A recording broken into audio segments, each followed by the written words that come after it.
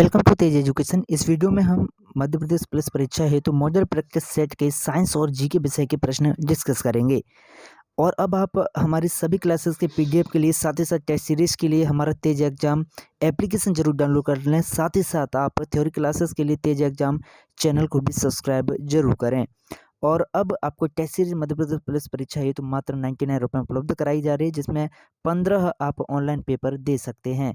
सबसे पहला प्रश्न है कि निम्न में से क्या जीवाश्म ईंधन नहीं है। तो आप हमेशा याद रखिएगा कि जीवाश्म ईंधन नहीं है भाई। क्या इनमें से लकड़ी जो है जीवाश्म ईंधन नहीं है, बल्कि कोयला जीवाश्म ईंधन होता है, प्राकृतिक गैस और पेट्रोलियम, ये तीनों क्या हैं, जीवाश्म ईंधन है, लेकिन लकड़ी जीवाश्म ईंधन नहीं है। प्रश्न, निम्न में से क्या विद्युत धारा के चुंबकीय प्रभाव का उपयोग नहीं करता है।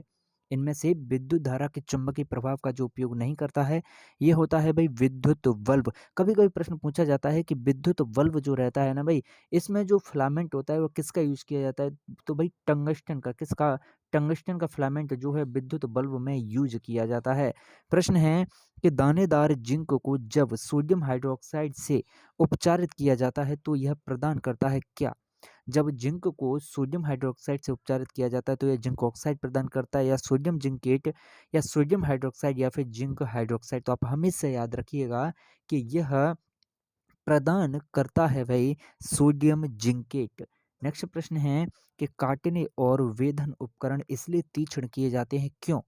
काटने के और वेधन के जो उपकरण रहते हैं इनको तीक्ष्ण करने का कारण होता है ताकि लगाया गया बल बढ़ सके, या फिर गति में परिवर्तन लाया जा सके, या फिर क्षेत्र को कम कर दें और दाब को क्या है बढ़ा सकें, या फिर क्षेत्र जब बढ़ जाता है तो दाब क्या है कम हो जाता है। किस लिए भाई ये यूज किए जाते हैं, तीक्ष्ण क्यों किए जाते हैं। तो हमेशा याद रखें काटने के और वेधन के जो उपकरण रहते हैं ये तीक्ष्ण इसलिए किए जाते हैं क्योंकि क्षेत्र को कम करने से क्या हो जाता है, दाब बढ़ाया जा सके कम क्षेत्र पर ही। अगला प्रश्न है, जब एक अधिभार या लघु पतन होता है तब विद्युत परपथ का वह घटक जो स्वचालित रूप से बंद हो जाता है यह परपथ क्या कहलाता है। परपथ का ऐसा घटक जो स्वचालित रूप से बंद हो जाता है यह कहलाता है लघु परपथ भंजक। नेक्स्ट प्रश्न है, परावर्तन में परावर्तन कोण किसके समान होता है। तो आप याद रखें परावर्तन में जो परावर्तन कोण होता है ना यह समान होता है भाई आपतन कोण की। परावर्तन में परावर्तन कोण किसके, आपतन कोण के समान होता है। नेक्स्ट प्रश्न है, मैथियास सेलेडेन तथा थियोडोर स्वान अपने निम्न सिद्धांत के लिए प्रसिद्ध है। तो आप याद रखिएगा ये प्रसिद्ध है भाई अपने कोशिका सिद्धांत के लिए। ठीक है, स्लाइडेन और स्वान। ठीक है, स्लाइडेन और स्वान किसके लिए प्रसिद्ध है, ये कोशिका सिद्धांत या कोशिका थ्योरी के लिए प्रसिद्ध है। नेक्स्ट प्रश्न बनता है कि कोशिका नाम किसने दिया था। आप कमेंट करके बताइएगा। प्रश्न है कि सूक्ष्म जीवों के कौन से समूह से मलेरिया और काला अजर के कारक जीव संबंधित होते हैं। इसका सही जवाब है प्रोटोजोआ। नेक्स्ट प्रश्न है कि निम्न में से कौन वातावरण को उसके बहुत से प्रदूषकों से साफ करता है। तो वातावरण को उसके बहुत से प्रदूषकों से साफ करता है भाई वर्षा। नेक्स्ट प्रश्न है कि वनों की कटाई से मृदा अपरदन तेजी से बढ़ता है, ऐसा क्यों होता है। तो आप याद रखें वनों की कटाई से जो मृदा अपरदन होता है भाई ये तेजी से बढ़ता है। इसका कारण होता है कि जड़ें जो है मृदा को दृढ़ता पूर्वक पकड़ती हैं इसीलिए। ठीक है, जड़ें मृदा को दृढ़ता पूर्वक पकड़ती हैं इसीलिए ऐसा। अगला प्रश्न है, जोतना मृदा को कैसा बना देता है। तो भाई जोतने से मृदा बन जाती है खरपतवारों से मुक्त, उधरती और ढीली बन जाती है, बिल्कुल सही बात है। हवादार और खाद के लिए आसान बन जाती है, बिल्कुल सही बात है। अतः ये सभी विकल्प सही हैं भाई कि जोतने से मृदा खरपतवारों से मुक्त हो जाती है, ढीली हो जाती है, हवादार और खाद के लिए भी आसान हो जाती है। प्रश्न है कि ल्यूकोसाइट को श्वेत रक्त कणिकाएं कहा जाता है, ऐसा क्यों। तो आप याद रखें ल्यूकोसाइट को श्वेत रक्त कणिकाएं कहा जाता है क्योंकि वे रंगहीन होती हैं इसीलिए। ठीक है, अगला प्रश्न है कि संकुचनशील प्रोटीन किस में पाए जाते हैं। तो आप याद रखें कि जो संकुचनशील प्रोटीन होते हैं भाई यह पाए जाते हैं पेशियों में। किस में, पेशियों में संकुचनशील प्रोटीन पाए जाते हैं। नेक्स्ट प्रश्न है कि वनोन्मूलन के प्रभावों के बारे में बनाए गए निम्न कथनों में से कौन सा एक कथन है जो भाई गलत है। तो इसका सही जवाब है कि यह वायुमंडल में O2 के स्तर को बढ़ाता है। ठीक है, विकल्प डी इसका सही जवाब है। नेक्स्ट प्रश्न है कि नीचे दिए गए पदार्थों की सूची में से दो अजैव निम्नकरणीय पदार्थों का चयन करें। रद्दी कागज, चांदी का वर्क, चाय की पत्तियां, डीडीटी, चमड़े के जूते और ऊनी दस्ताने। तो भाई इनमें से अजैव निम्नकरणीय पदार्थ जो हैं वो कौन से हैं भाई? ये है चांदी का वर्क और डीडीटी। नेक्स्ट प्रश्न है कि तनामी मरुस्थल विश्व के निम्नलिखित में से किस महाद्वीप में स्थित है? तो आप याद रखिएगा कि जो तनामी मरुस्थल है ना भाई, यह विश्व के जिस महाद्वीप में स्थित है वह महाद्वीप है भाई कौन सा? ऑस्ट्रेलिया महाद्वीप। ठीक है, तनामी मरुस्थल कहाँ पर है? ऑस्ट्रेलिया महाद्वीप में। तो अब जीके के अंतर्गत हम इस टॉपिक को जरूर कवर करेंगे कि विश्व के सभी महाद्वीपों को अपन देख लेंगे। प्रश्न है कि किस गवर्नर जनरल ने भारत में व्यपगत के सिद्धांत की स्थापना की?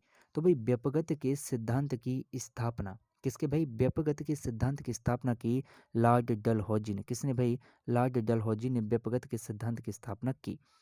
प्रश्न है कि वयस्कों में लाल रक्त कोशिकाओं के त्वरित टूटने पर कौन सी बीमारी होती है? तो आप याद रखें कि वयस्कों में लाल रक्त कोशिकाओं के त्वरित टूटने पर जो बीमारी होती है वह है भाई पीलिया। ठीक है, अगला प्रश्न है कि प्रधानमंत्री वय वंदना योजना के तहत किसके कार्यकाल पर एक निश्चित आवधिक वापसी होगी? तो भाई प्रधानमंत्री वय वंदना योजना के तहत, ठीक है, इसके तहत जो है 10 वर्ष के कार्यकाल पर एक निश्चित आवधिक वापसी वही होगी। किसके? प्रधानमंत्री वय योजना के तहत। अगला प्रश्न है निम्नलिखित में से कौन सा देश है जो दक्षिण एशियाई मुक्त व्यापार क्षेत्र का एक अंग है? तो आप याद रखें ऐसा देश जो दक्षिण एशियाई मुक्त व्यापार क्षेत्र का एक अंग है, यह है श्रीलंका। नेक्स्ट प्रश्न है कि निम्नलिखित क्षेत्र में से कौन सा क्षेत्र का अध्ययन करने के लिए बाबा कल्याणी समिति का गठन किया गया? तो बाबा कल्याणी समिति का गठन किया गया विशेष आर्थिक क्षेत्र का अध्ययन करने के लिए। तो बाबा कल्याणी समिति किससे संबंधित है? विशेष आर्थिक क्षेत्र के अध्ययन से।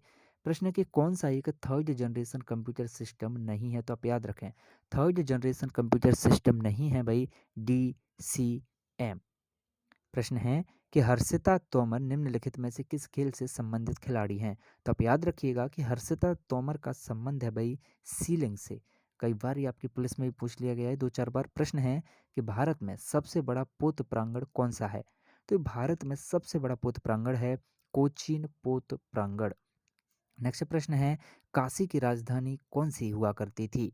तो भाई काशी की राजधानी हुआ करती थी वाराणसी। नेक्स्ट प्रश्न है कि एक अनुज्ञा पत्र है जो एक देश या संगठन के लिए कार्बन उत्सर्जन का निश्चित मात्रा में उत्पादन करने के लिए अनुमति देता है। तो भाई एक ऐसा अनुज्ञा पत्र कौन सा है? ये अनुज्ञा पत्र है भाई कार्बन प्रत्यय। नेक्स्ट प्रश्न है कि भीमबेटका गुफाएं किसके लिए प्रसिद्ध हैं? तो आप याद रखिएगा कि जो भीमबेटका की गुफाएं हैं, भीमबेटका की जो गुफाएं हैं ये प्रसिद्ध हैं भाई शैल चित्रों के लिए। किसके लिए? शैल चित्रों के लिए भीमबेटका की गुफाएं प्रसिद्ध हैं।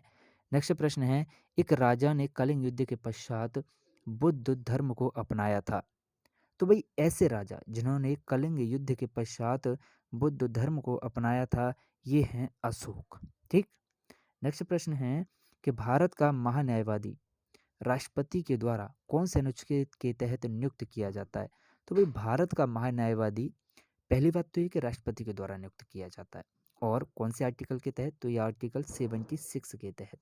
नेक्स्ट प्रश्न है कि संयुक्त राष्ट्र के इतिहास में सबसे लंबा भाषण देने का रिकॉर्ड किसने बनाया? तो भाई संयुक्त राष्ट्र के इतिहास में सबसे लंबा भाषण देने का जो रिकॉर्ड है ना यह V.K. कृष्ण मेनन ने बनाया। ठीक है भाई, किसने? V.K. कृष्ण मेनन ने बनाया। नेक्स्ट प्रश्न है कि मध्य प्रदेश की पहली महिला राज्यपाल कौन थी? तो आप याद रखें मध्य प्रदेश की पहली महिला राज्यपाल का नाम है भाई सरला ग्रेवाल। नेक्स्ट प्रश्न है कि निम्नलिखित में से किसने एक निर्विरोध उम्मीदवार के रूप में राष्ट्रपति का चुनाव जीता? तो निर्विरोध उम्मीदवार के रूप में राष्ट्रपति का चुनाव जीता भाई संजीव रेड्डी ने। किन्होंने? संजीव रेड्डी ने। नेक्स्ट प्रश्न है कि भारत में राज्यों की संख्या कितनी है वर्तमान में? बताइएगा भारत में राज्यों की संख्या कितनी है? तो इसका सही जवाब है कि भाई 28 है। नेक्स्ट प्रश्न है कि पश्चिमी नौसेना कमांड का मुख्यालय कहाँ पर स्थित है? तो आप याद रखें कि पश्चिमी नौसेना कमांड का जो मुख्यालय है भाई यह मौजूद कहाँ पर है। तो हमेशा याद रखें कि यह मौजूद है भाई मुंबई में। नेक्स्ट प्रश्न है कि क्रीम क्रैकर का मतलब, क्रीम क्रैकर का मतलब क्या है भाई? कंप्यूटर प्रोग्रामिंग होता है, और यह प्रोग्रामिंग नहीं है तब यह क्रीम क्रैकर नहीं है। तो भाई ये कथन सही है या गलत है? तो ये बिल्कुल सही है भाई। अगला प्रश्न है कि ताजमहल किस मुगल राजा ने बनवाया था? तो आप हमेशा याद रखिएगा कि ताजमहल का निर्माण कराया था भाई शाहजहां ने, और मुमताज के लिए कराया था। फिर है भाखड़ा नागल परियोजना कौन सी नदी पर है? तो आप याद रखिएगा कि जो भाखड़ा नागल परियोजना है यह सतलज नदी पर है। कहाँ पर है? भाखड़ा नागल परियोजना जो है भाई सतलज नदी पर है, इतना भी आप याद रखिएगा। ठीक है भाई। चलिए, तो इस वीडियो के सभी प्रश्न समाप्त होते हैं, और जिसमें हमने मॉडल पेपर के भाई जीके और साइंस के प्रश्न देखे थे। इसी तरह के वीडियोस के लिए आप बने रहें तेज एजुकेशन के साथ, और भी प्लेलिस्ट में जाकर आप पूरे वीडियो देख सकते हैं मॉडल प्रैक्टिस सेट के।